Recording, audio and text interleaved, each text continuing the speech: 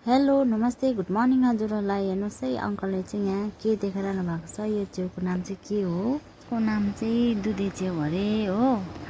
अन्त यो चाहिँ सालमा एकपल्ट पाउँछ अरे नि त हो।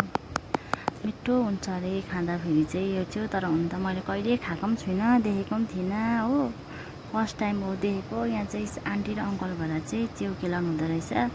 मलाई पनि लाने भन्नुहुँदै थियो आन्टीले। मैले भने म त लादिनँ है आन्टी, कहिले खाएको छुइनँ यस्तो च्याउ भने। किनभने नखाएको नदेखेको च्याउहरू चाहिँ खानु हुँदैन अरे भन्छ नि त आचेल। अनि त्यही भएर चाहिँ मैले लगिनँ।